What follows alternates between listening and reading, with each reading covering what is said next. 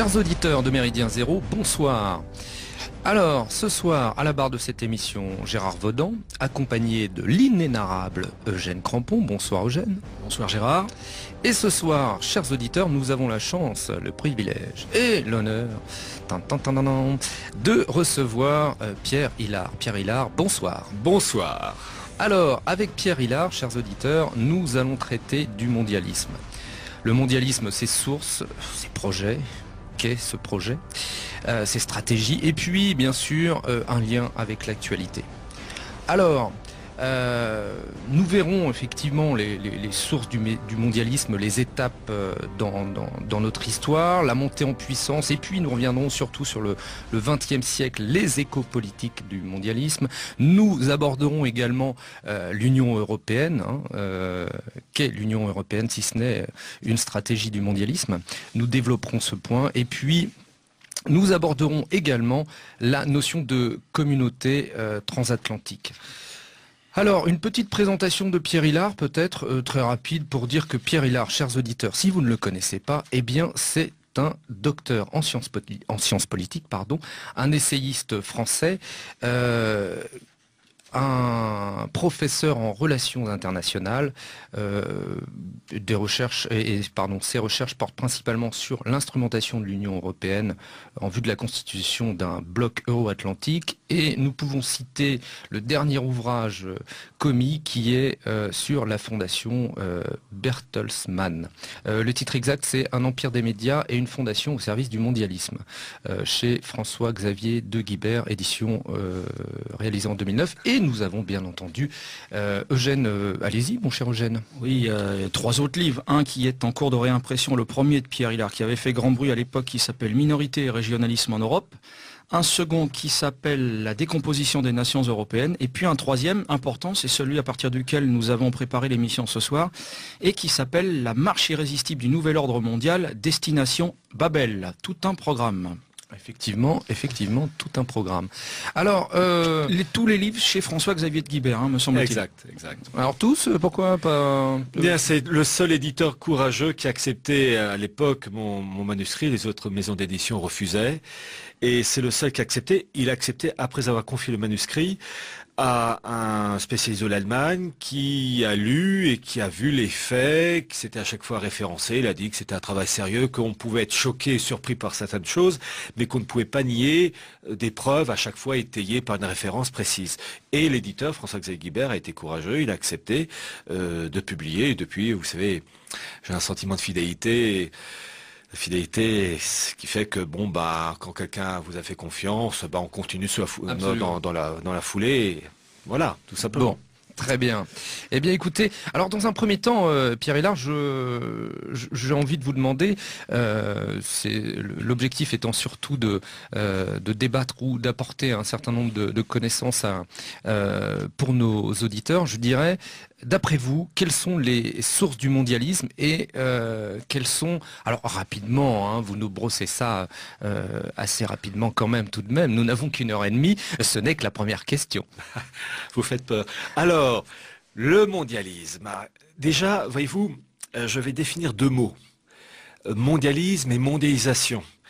On utilise ces mots, on utilise d'ailleurs un peu plus mondialisation à tort et à travers. La mondialisation est un phénomène qui a toujours existé depuis que l'histoire de l'humanité existe. La mondialisation, c'est uniquement... Ça correspond aux échanges humains et aux moyens de se déplacer en fonction de l'évolution matérielle. L'Empire romain, qui dominait donc la Méditerranée, c'était Mare Nostrum, il se déplaçait à pied, à cheval, en bateau. C'était les moyens de l'époque. Puis les moyens techniques se sont développés. Christophe Colomb est allé plus loin. Le Nouveau Monde, c'était la mondialisation intercontinentale entre l'ancien et le Nouveau Monde. Et puis les moyens de communication se sont développés au XIXe siècle, chemin de fer, etc. On est allé plus vite et plus loin, et ça a été la possibilité de communiquer, d'échanger des marchandises, etc. en tout genre. C'est un phénomène qui est naturel, et aujourd'hui, avec Internet, les moyens informatiques, Internet, la preuve avec cette émission, on peut toucher n'importe quel, Pékin qui habite de l'autre côté de la planète. Donc c'est un phénomène naturel Alors, finalement, c'est bon. La mondialisation, oui, mais c'est un phénomène naturel de développement des techniques, des sciences, des échanges, voilà, la chose en elle-même est naturelle. En revanche, le mondialisme, alors ça c'est pas naturel, dans ce sens que c'est à première vue, une idéologie. En fait, c'est plus qu'une idéologie, c'est une mystique. Et là, il faut que les auditeurs comprennent véritablement qu'il y a une présentation matérielle du mondialisme par la volonté de réussir, par exemple, une gouvernance mondiale avec une monnaie mondiale, etc. Mais que ces apparences matérielles ne sont que la conséquence d'un travail fait en arrière, en amont, d'une mystique, d'unification de l'humanité sur des principes, finalement, d'humanité indifférenciée, et pour reprendre une expression d'un mondialiste patenté, Jacques Attali. Ah, ça tombe bien, nos auditeurs attendaient qu'on en parle. Parce que, Jacques Attali qui parlait de l'humanité nomade, voilà. C'est-à-dire sans racines.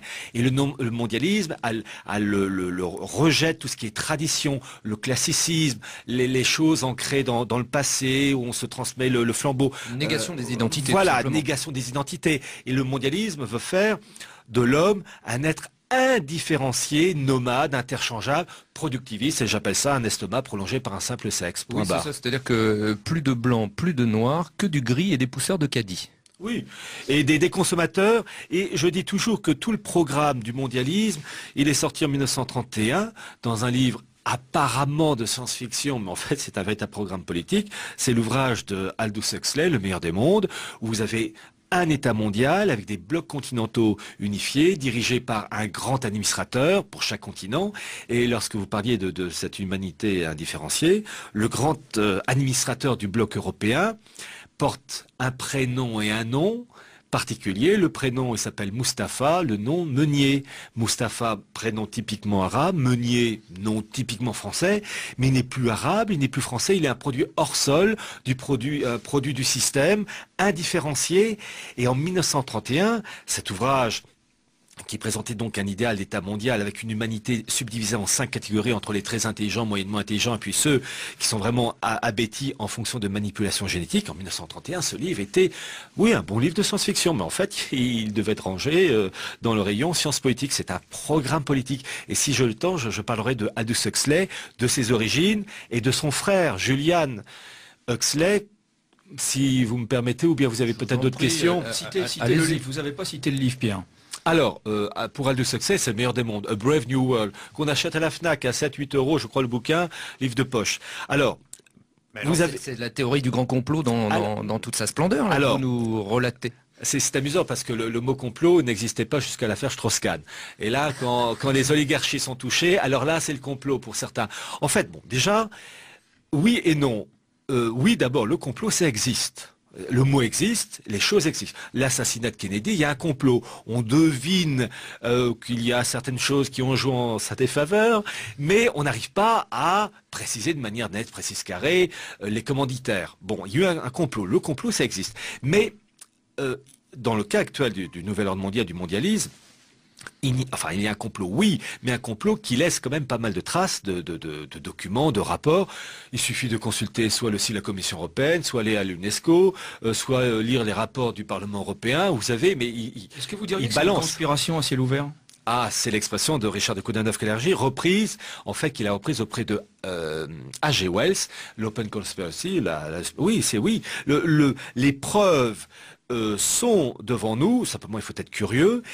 Et j'ajoute que derrière ces preuves, il y a une conspiration, il y a vraiment une élite, une super élite qui est derrière tout ça. Simplement, déjà, rien que les preuves suffisent à montrer qu'il y a une volonté d'aboutir à un monde différencié, unifié. Juste un exemple pour nos auditeurs, un exemple de preuve. Alors dites-nous. L'embarras du choix. Bon. Alors écoutez, je vais commencer avec Huxley, le fameux Aldous Huxley, auteur du bouquin, donc, Le meilleur des mondes, sorti en 1931. Son origine sociale. Il appartenait à la haute bourgeoisie anglo-saxonne, qui était pour un État mondial, pour l'eugénisme, la sélection de l'être humain. Mais c'est horrible! Ce sont les faits. Et je vais peu à peu, vous allez voir, développer le truc. Et vous allez voir que des mots qu'on entend, on ne connaît pas les ancêtres. Aldous Huxley, donc, eugéniste, partisan de l'État mondial, etc. Aldous Huxley avait un frère qui s'appelait Julian Huxley, qui lui aussi, comme son frangin, avait la même mentalité, bon, État mondial, eugénisme, etc. Eh bien, c'est ce Julian Huxley qui a créé qui est devenu en 1946, ou 47, je ne sais plus la date exacte, le premier président de l'UNESCO. Et tout le monde connaît l'UNESCO en faveur de l'éducation, de la culture. Mais oui, parce que l'éducation, il faut formater les esprits d'une certaine manière. Et évidemment, il faut formater d'une certaine manière en présentant des documents, des rapports qui vont canaliser dans le bon sens, enfin dans le bon sens à eux. Comme par hasard, le premier président de l'UNESCO, c'est Julian Huxley. Truc archi officiel. Je continue. Continuez.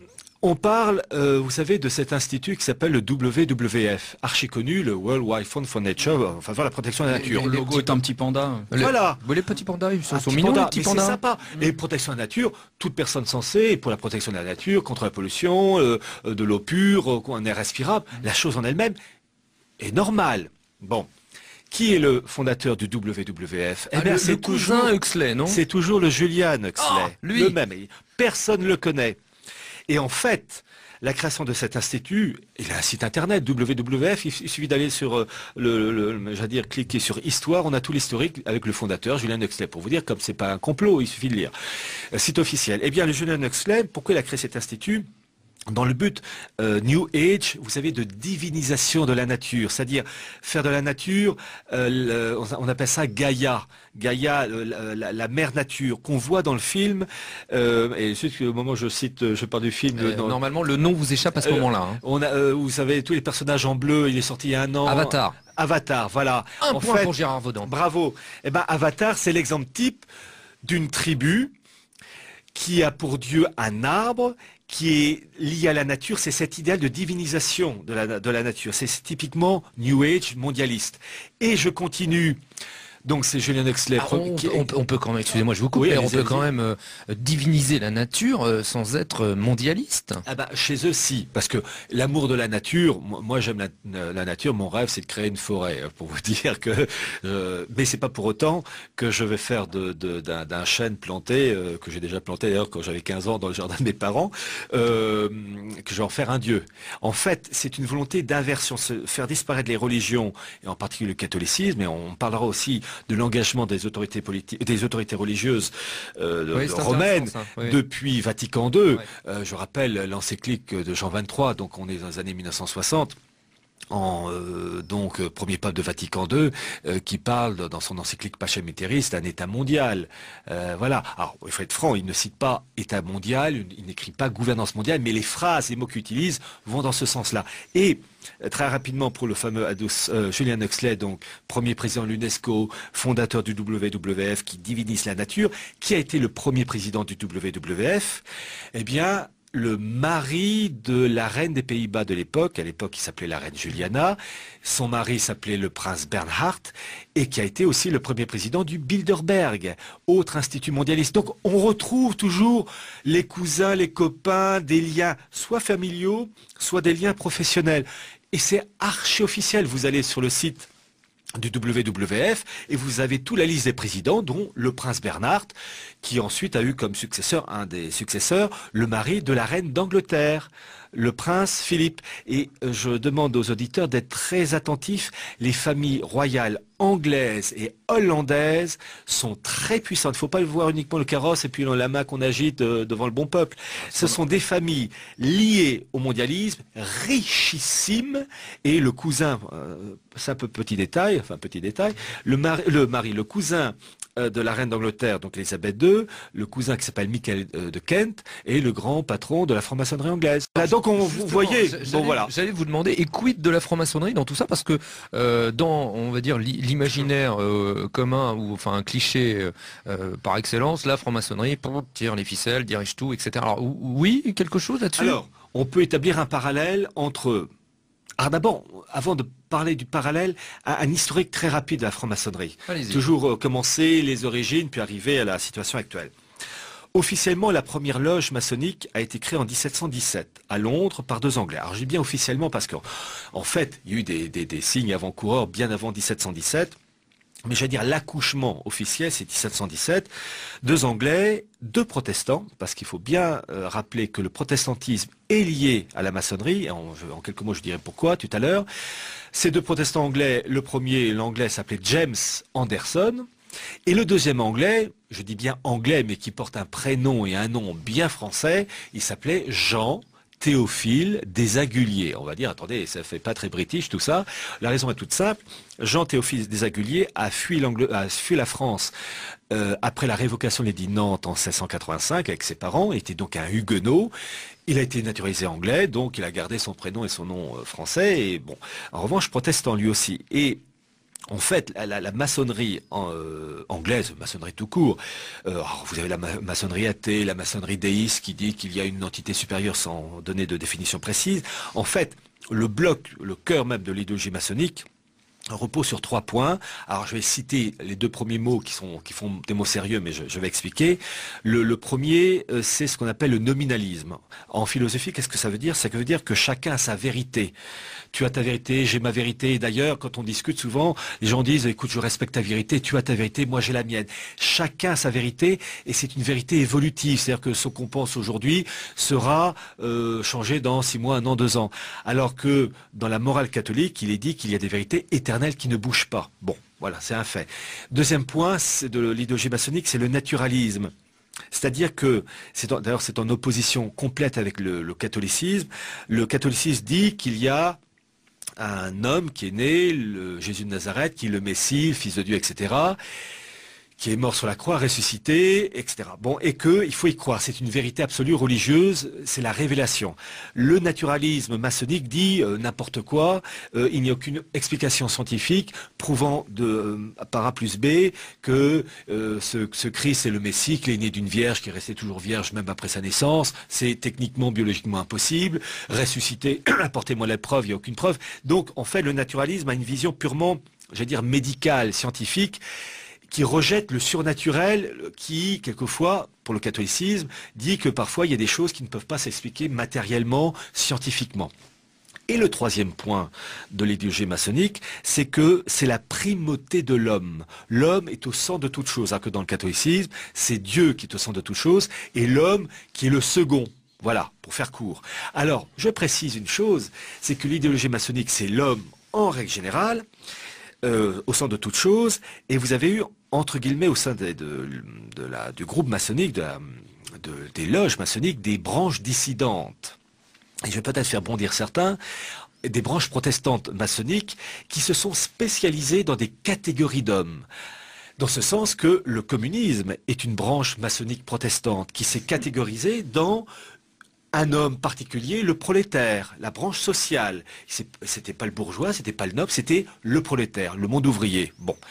Le nazisme est une branche protestante de l'idéologie maçonnique qui, elle, s'est catégorisée dans une catégorie, l'arien, le germain, une catégorie d'hommes, un peu comme on dit un généraliste, vous avez ensuite pneumologue, gynécologue, tout ce que vous voulez. L'idéologie maçonnique s'est focalisée sur un homme qui n'était pas le slave, qui n'était pas le latin, qui n'était pas le celte, mais le germain. Et le germain, c'était l'allemand, avec des subdivisions, les flamands, les suédois. Ça peut surprendre, mais... Là, je vous confirme qu'effectivement, vous allez faire bondir un certain nombre d'auditeurs. Hein. Je sais, mais bon, on est là pour discuter, et ils ont le droit de ne pas être d'accord. Absolument. Non, mais c'est aussi tout l'intérêt de la chose. Par contre, rajouter parmi les 3 points... Merci Phyllis. Parmi les 3 points de la maçonnerie, il y en a un 4e qui revient de manière récurrente dans tout leur discours, c'est la fameuse République universelle. Voilà. Donc on rejoint l'idéal mondialiste, le travail d'horloge qui prépare tout ça. Voilà, c'est que la finalité de tout ça, avec ces 3 points, c'est de converger vers un but d'une unité mondiale, d'un homme indifférencié. Et en fait, c'est la grande tentative de créer Babel. J'ai mon livre, la marche irrésistible du nouvel ordre mondial. J'ai rajouté sur un fond rouge, d'ailleurs vous avez ça sur Amazon ou sur le site de la FNAC. Vous n'avez pas rajouté vu à la télé?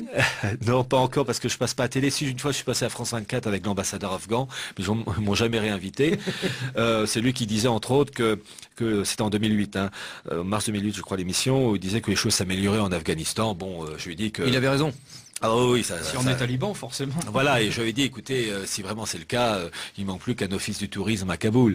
Et oui, là, il arrive parce qu'il s'est rendu compte que oui, c'est pas quand même demain la veille. Effectivement, on peut toujours attendre. Et sur mon bouquin, donc la marche irrésistible du nouvel ordre mondial, j'ai mis destination Babel. Pourquoi? Parce que marche irrésistible donne une impression de victoire de l'ennemi. Non. Apparemment, ils gagnent, mais ils vont perdre. Alors, destination Babel, C'est pour montrer que Babel, ça s'est terminé par un échec. C'est pour montrer l'origine religieuse et mystique de ce mondialisme. Et vous allez comprendre pourquoi. Vous avez dit religieuse? Oui, il y a un côté religieux. J'ose prononcer le mot satanique. Ah là, vous l'avez prononcé. Hein. Voilà. Je le dis. Satanique. Alors il y a une forme de satanisme. Il va falloir expliciter là. D'abord, vous allez voir. Comment dire, l'historique du. Si vraiment on fait un historique, vous avez le monde antique et le monde chrétien. En ce qui concerne le monde antique, le premier chef d'État, alors je parle de faits historiques, hein, le premier chef d'État à l'esprit mondialiste, monde antique s'appelait Nemrod, ou Nimrod, la version anglaise, hein, Nemrod, N-E-M-R-O-D. Et c'est lui qui est à l'origine de la fameuse tentative de construction de la tour de Babel. Tour Babel qui a été reproduite par une peinture, la peinture de Bruegel. Vous avez cette tour qui s'élance dans le ciel et qui est tronquée de biais au sommet. Or, comme par hasard, et c'est évidemment pas le hasard, regardez tous, allez sur Internet, tapez Parlement européen, tapez images, et vous verrez que le Parlement européen, c'est une tour tronquée, comme la peinture de Babel représentée par le peintre Bruegel. Donc on voit qu'il y a une continuité de pensée. Et d'ailleurs, dans l'histoire, Nemrod a été puni par Dieu, lui qui voulait être le Tout-Puissant. Il a été tué par l'être le plus faible, par un moustique qui était rentré par une narine de son nez, il lui a causé des maux de crâne horribles et il en est mort comme ça. Donc l'être le plus faible qui a mis à terre la démesure, l'orgueil d'un homme qui voulait surpasser Dieu. Bon, vous avez le prix de moustique quand même. Ah oui, il n'y avait pas de produit anti-moustique. Moustique. Voilà. Mais, donc vous avez l'exemple, là que je cite historique, mais vous avez aussi l'exemple de cet homme hors du commun. On peut, voyez-vous, on peut ne pas aimer, ne pas être d'accord avec ces gens-là, mais on ne peut pas leur enlever une chose, ils sont parfois extraordinaires, et je pense à un chef d'État du monde antique absolument extraordinaire, qui s'appelait Alexandre le Grand. Alexandre le Grand, son rêve, c'était d'unifier l'Occident et l'Orient. Et comment? Eh bien, il y a les fameuses noces de Suse en 334 avant Jésus-Christ, où il a épousé donc la fille du roi perse Darius. Lui et 10 000 de ses hommes, donc des Grecs, des Européens, qui ont épousé les filles du cru du coin, pour créer une humanité mélangée, métissée, qui n'était plus grecque, qui n'était plus orientale, qui était autre. Voilà, on a toujours cette même mentalité. Voilà les deux exemples du monde antique. Alexandre le Grand, Jacques Attali, même combat. Ah bah Jacques Attali, il faut lire. Je crois qu'aujourd'hui, continue dans la même voie. Il n'y a même plus à se cacher ou à se planquer derrière les mots. Aujourd'hui, il suffit de lire les livres de Jacques Attali. Il suffit de lire les derniers textes qui ont été co-signés en France par Gilles Bernheim, le grand rabbin de France, avec Alain Finkielkraut. Ils le disent. Ils disent la marche de la politique mondiale, c'est nous qui la menons dans un sens qui est de donner corps finalement aux prophéties bibliques. En quelque sorte, c'est une idéologie, c'est une pensée, c'est une idéologie qui vient du fond des âges. Hein. Ça a traversé le temps, toutes les persécutions, c'est assez admirable hein, d'ailleurs. Hein. Ah oui, cette persévérance. Et d'ailleurs, il y a un des livres de Jacques Attali où dans cette gouvernance mondiale, il donne la capitale du monde, Jérusalem. On a envie de dire. Pourquoi Jérusalem? Pourquoi pas Helsinki, Bamako Et le dimanche à Bamako, c'est le jour du mariage. Absolument, très bon Eugène. Merci Eugène. Voilà, donc en fait Jérusalem, bon, on va pas jouer les innocents, on comprend tout de suite pourquoi Jérusalem. D'ailleurs, pour la petite histoire, là aussi les internautes, Internet, c'est toujours à double tranchant, comme toute invention humaine, mais Internet balance des informations qui sont fort intéressantes, qu'ils tapent sur Internet les mots-clés comme palais de justice, Tel Aviv, pyramide. Et vous avez le palais de justice donc qui est à Tel Aviv, et ils tapent images. Et en fait, ce sont des photos aériennes. On voit un palais de justice, un bâtiment moderne, etc. Et au centre de ce palais de justice, il y a une immense pyramide avec un œil au sommet. C'est le bâtiment de justice israélien, archi-officiel. Alors la pyramide, on ne peut pas la voir quand on est, paraît-il, debout, je veux dire, au rez-de-chaussée, enfin à l'extérieur. On peut véritablement la voir, cette pyramide, avec l'œil, vue aérienne. Mais on a envie de dire, pourquoi cette décoration? Alors, évidemment, bon, il y a quelque temps de ça, j'étais à Karlsruhe. Bon, à Karlsruhe, vous avez au centre de la ville une pyramide. On a envie de dire, mais pourquoi cette décoration? Pourquoi pas un carré? Pourquoi pas... Oui, avec cette tradition. Oui. Ramené par Bonaparte chez nous, par exemple. Mais je vais aller apporter de l'eau à votre moulin. Je parlais des chefs d'État mondialistes du monde antique.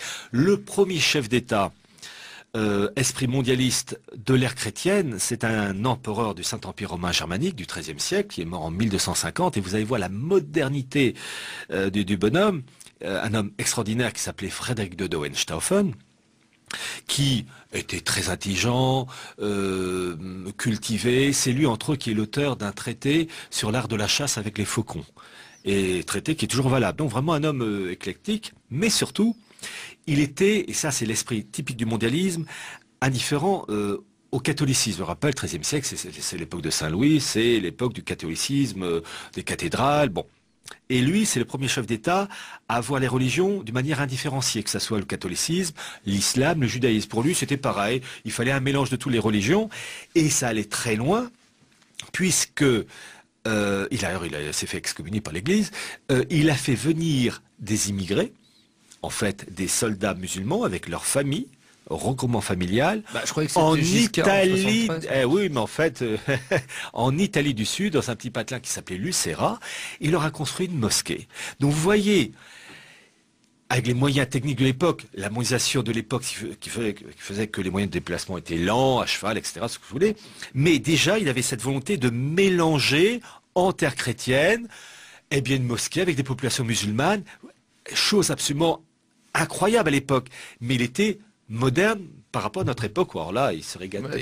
Là, oui. Enfin, là, vous venez quand même de briser deux grands mythes, hein.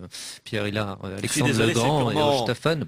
Allez, Mais par terre. Hohenstaufen est un homme extraordinaire, mais on se dit toujours, dommage qu'une intelligence aussi hors norme était vouée à des choses qui étaient finalement mauvaises. En fait, c'est le principe de l'indifférence. Toutes les religions se valent, tous les peuples sont mélangés, le refus des traditions. Voilà. Et créer la première mosquée en Italie du Sud avec une communauté musulmane qui avait fait venir, une immigration avec les familles qui venaient avec, mais c'est d'une modernité, mais simplement avec les moyens de l'époque, quelques milliers de personnes. Aujourd'hui, c'est bon. Il faut rajouter plusieurs zéros. Eugène, vous vouliez dire quelque chose?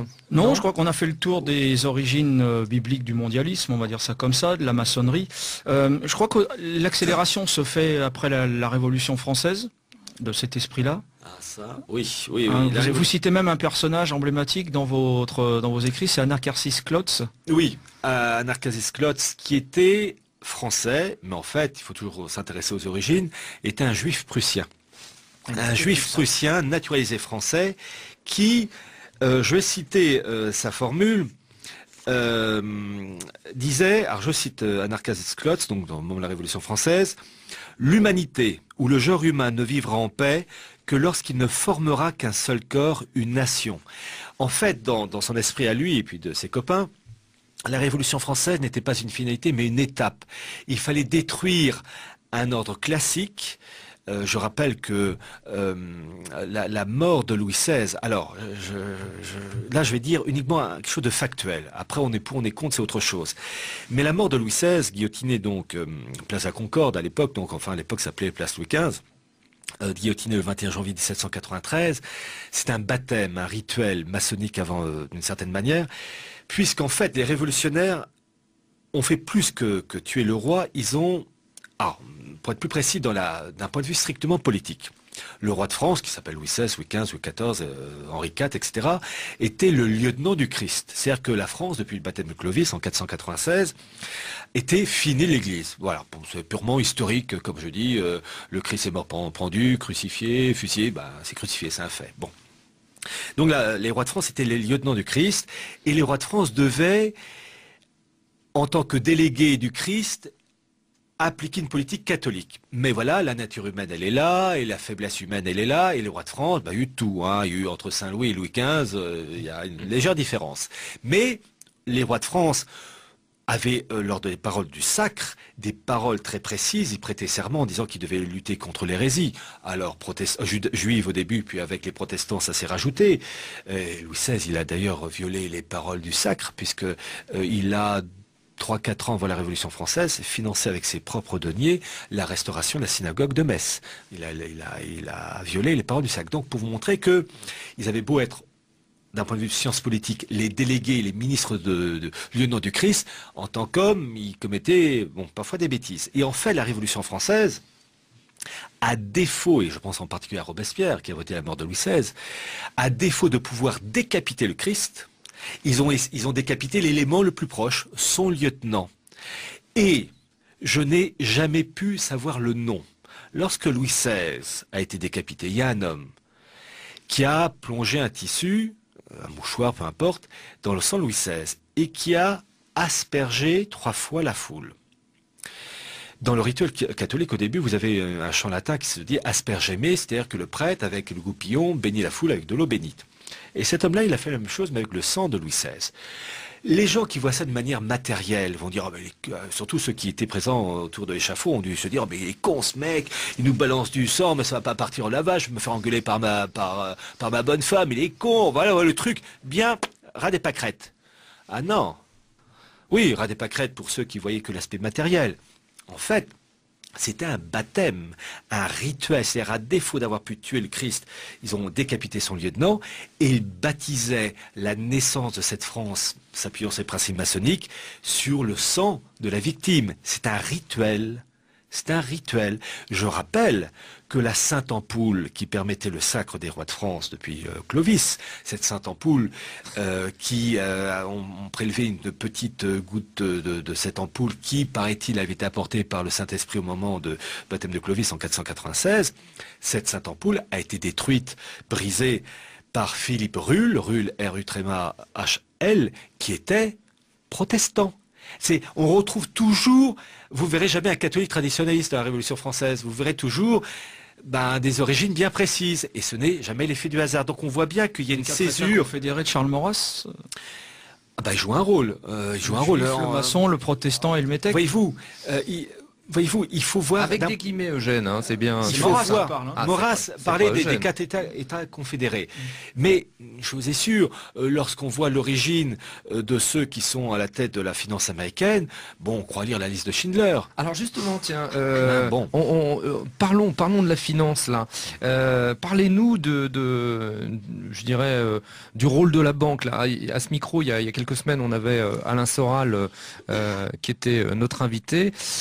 Il y avait notamment, c'était à propos de son livre, où tout au long de son livre, Comprendre l'Empire, on voit vraiment bien, c'est assez intéressant, on voit vraiment bien apparaître le rôle de la banque. La montée en puissance de la banque à travers l'histoire, sa prise du pouvoir.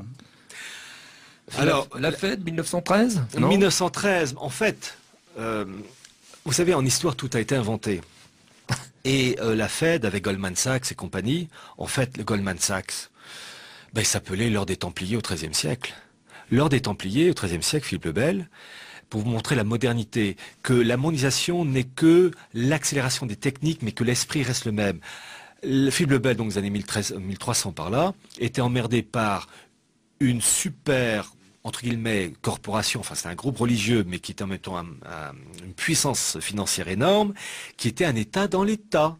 Et que si Philippe le Bel ne faisait rien, cet État dans l'État, qui était le Goldman Sachs de l'époque, prenait le dessus. Il a arrêté les grands dirigeants, Jacques de Molay en particulier. Après, la méthode pour réprimer, c'est la rudesse de l'époque. Mais il a éradiqué le mal. Le monde de la finance a véritablement pris son essor d'abord dans le monde anglo-saxon, ça c'est la maison mère. Et ce monde de la finance a essaimé partout, et la Révolution française, le pauvre peuple qui était roulé dans la farine, d'ailleurs c'était un révolutionnaire qui s'appelait Camille Desmoulins qui disait sous forme de boutade en 1789 qu'on n'aurait pas trouvé 10 républicains en France. En fait, les Français, il suffit de lire les cahiers des États généraux, il n'y a pas une phrase, il n'y a pas une ligne anti-monarchique, anti-roi, qui a eu des réformes, oui, mais pas de révolution. C'est étrange parce que c'est quand même ce qu'on apprend à nos enfants à l'école aujourd'hui. Oui, il n'y a pas de secret. Les bouquins d'histoire, Mallet Isaac, sont truffés de mensonges. C'est bien simple, vraiment, pendant des siècles et des siècles, c'était la noirceur la plus grande. Et puis la lumière est enfin apparue en 1789.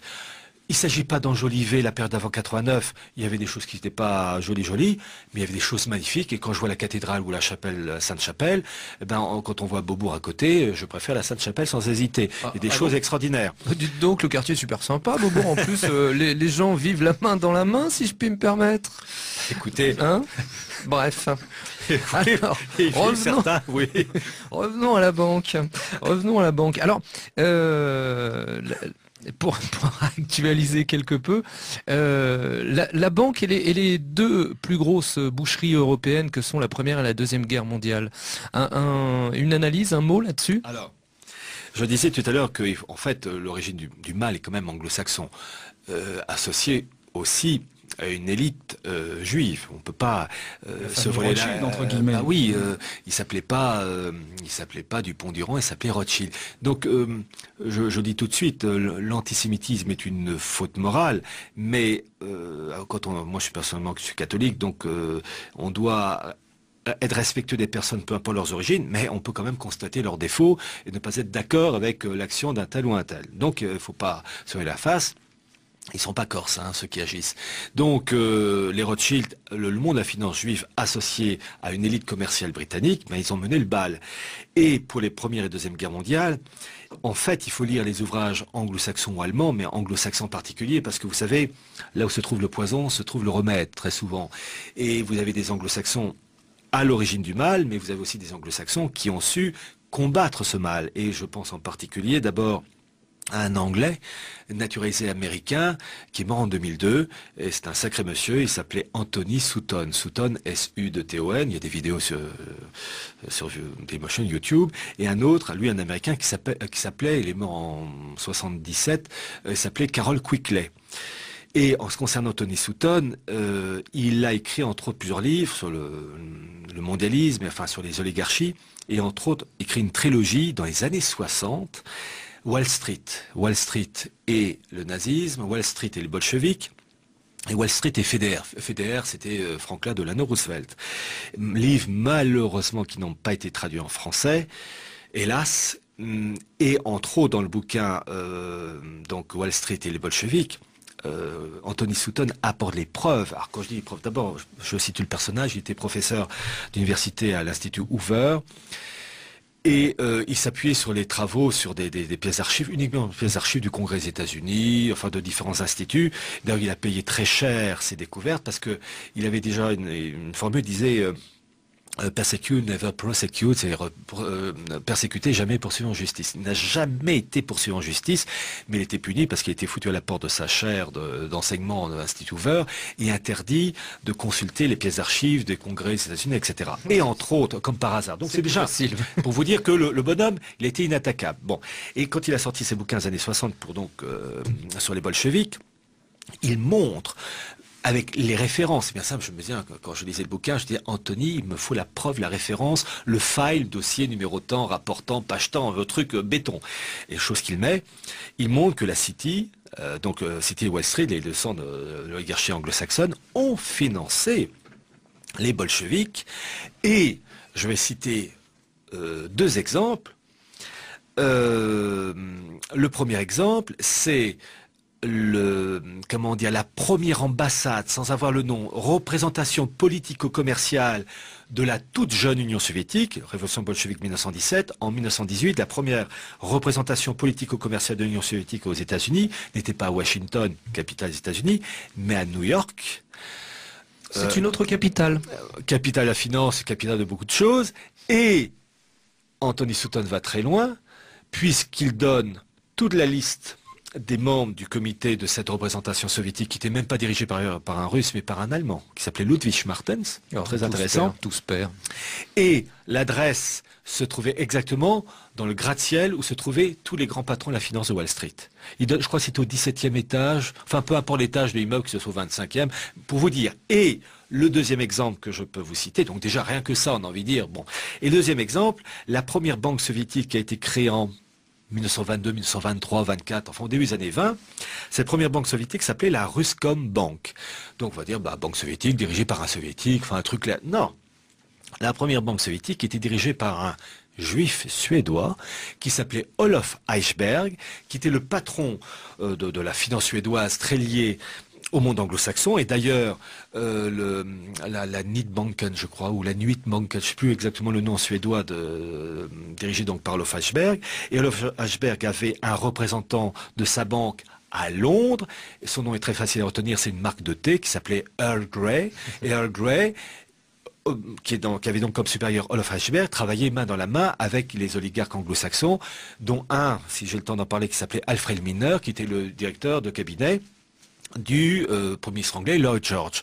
Et donc, Olof Heichberg était le patron de cette banque soviétique, et le représentant de la banque soviétique pour les affaires internationales, c'était un Américain, membre d'une entreprise américaine cotée à Wall Street, dont le nom m'échappe. Je crois qu'il s'appelait William Taylor. Bon, son nom m'échappe. Là, je mets un petit bémol.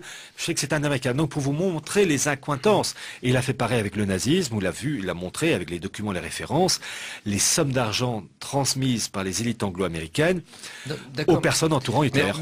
On peut rebondir sur ce que vous dites, Pierre, et faire le lien entre la réserve fédérale américaine et ce qui s'est passé en Russie, puisque ce sont les mêmes personnages.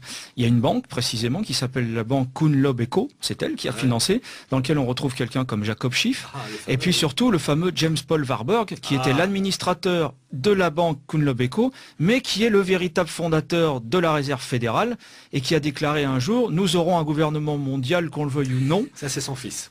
Oui, James Warburg en 46-48.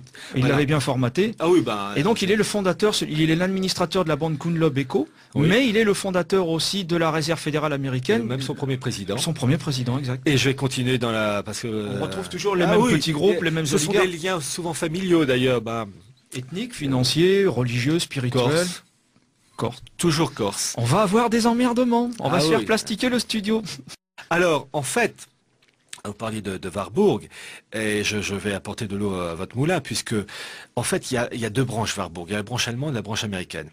Vous aviez Max Warburg, patron de la banque allemande, le siège à Hambourg, et son frère, naturalisé américain, Paul Warburg, qui en 1913 est devenu le premier patron de la Fed, qui je rappelle est responsable de l'émission monétaire, enfin du dollar, et qui est une banque indépendante de la Maison Blanche, que le président des États-Unis soit républicain, démocrate, blanc, noir, jaune. Capital. Là, je demande à nos auditeurs vraiment de comprendre ce qu'est en train de dire Pierre. C'est le secret de la politique mondiale. Voilà, parce que vous savez, je vais vous dire une chose.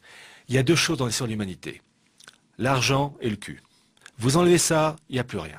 Pour l'argent, nerf de la guerre, quand vous avez une banque privée, indépendant du pouvoir politique, qui est responsable de la fabrication du billet, du dollar, qui jusqu'à encore aujourd'hui est la monnaie de référence, plus pour longtemps parce que le compte à rebours a commencé, ça vous donne la puissance colossale des personnes autour. Bon, donc c'est Paul Warburg qui est devenu le premier président de la Fed, et pour la petite histoire, le lendemain de la Première Guerre mondiale, vous avez la création d'un institut de recherche, il n'y a pas de mot en français, le think tank, littéralement réservoir à penser, voilà. Le CFR, le Council on Foreign Relations, le premier patron, c'était l'ami Paul Warburg. Et pour vous montrer les liens euro-atlantiques de cette famille Warburg, vous avez une entreprise allemande qui est très connue, de chimie, qui s'appelle IG Farben. Eh bien, dans les années 20, le grand patron du service administratif, du comité directeur, d'IG Farben Allemagne, s'appelait Max Warburg, donc représentant allemand, siège à Hambourg, et le représentant comité directeur de IG Farben aux États-Unis s'appelait Paul Warburg. Donc, vous voyez, ça travaille main dans la main. C'est étrange. Vous vouliez rajouter un petit mot, Jeanne ? Oui, est-ce que vous pourriez nous dire, alors vous nous avez parlé des Warburg, je pense qu'il faut redire la phrase, parce que c'est celle qui l'a rendu célèbre, qu'on le veuille ou non, nous aurons un gouvernement mondial. Le seul problème étant de savoir si nous l'imposerons par la force ou par le consentement. Eh ben voilà. Déclarez ça à la Chambre des représentants. Hein. Je crois que tout est dit là. Alors, chers auditeurs,